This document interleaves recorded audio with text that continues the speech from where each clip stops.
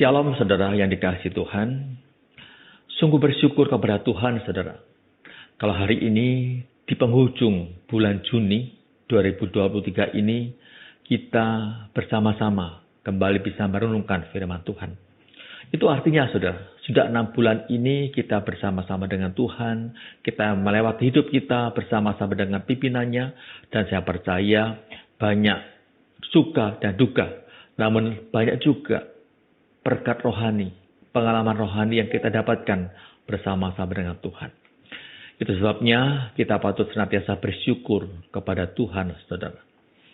Nah, hari ini saya mengajak saudara melihat dari 1 Samuel pasal ke-5, kita akan baca ayat yang ke-7 yang berbunyi demikian, saudara. Ketika dilihat orang Asdod bahwa demikian halnya, berkatalah mereka, tabut Allah Israel tidak boleh tinggal pada kita, sebab tangannya keras melawan kita dan melawan Dagon Allah kita. Saudara, pada zaman perjanjian lama, peperangan antar bangsa itu sama dengan peperangan antar dewa mereka. Jika salah satu bangsa kalah dalam peperangan, maka yang kalah adalah Tuhan atau dewa mereka. Hal itu terlihat dari kisah yang kita baca dalam pasal 5 ini, saudara.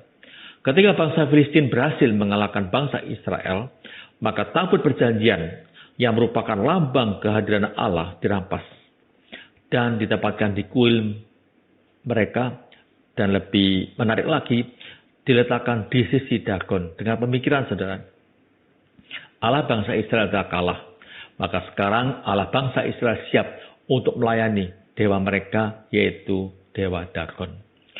Saudara kasih Tuhan, bagaimana selanjutnya kisah tersebut? Bagaimanakah sikap Allah ketika diperlakukan seperti itu? Kita lihat saudara, pada keesokan harinya, ketika mereka bangun pagi-pagi atau orang Asdod, mereka melihat dewa mereka bukannya dilayani oleh Allah bangsa Israel, tapi kali ini dewa mereka dikalahkan oleh Allah bangsa Israel. Pada waktu itu mereka melihat dewa Dagon terjatuh dan mukanya ke tanah di hadapan tabut Tuhan. Lalu mereka mengambil Dagon dan mengembalikannya ke tempatnya semula, diberdirikan seperti itu. Tapi apakah berhenti sampai di sini, saudara? Ceritanya tidak, saudara.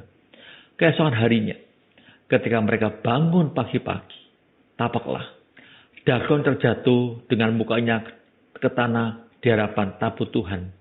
Tapi kali ini lebih tragis, saudara, di mana kedua belah tangannya terpenggal dan terpelanting ke ambang pintu, demikian juga kepalanya, saudara.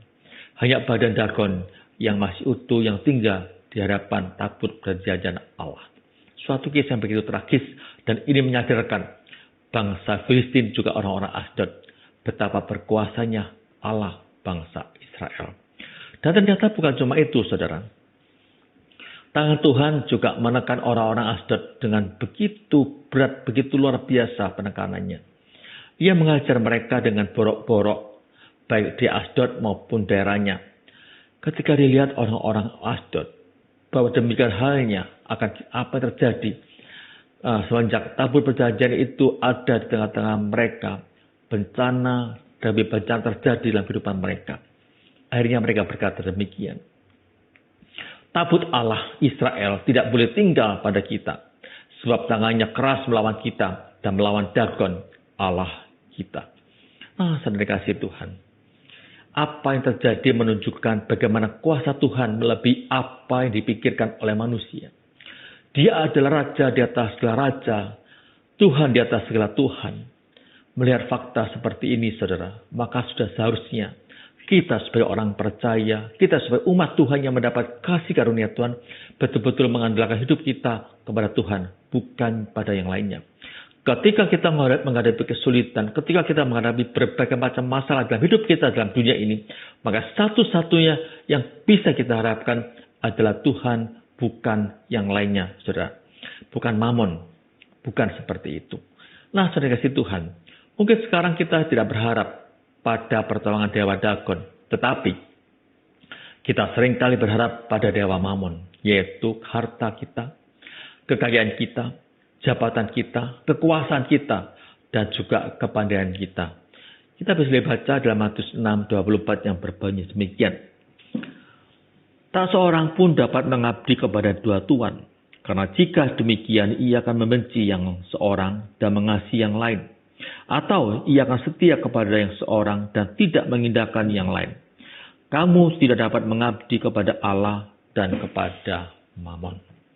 Saudara kasih Tuhan, kita harus sadar bahwa semua, yaitu harta kita, kekayaan kita, jabatan kita, kekuasaan kita, dan kepada kita, itu tidak dapat kita andalkan, saudara.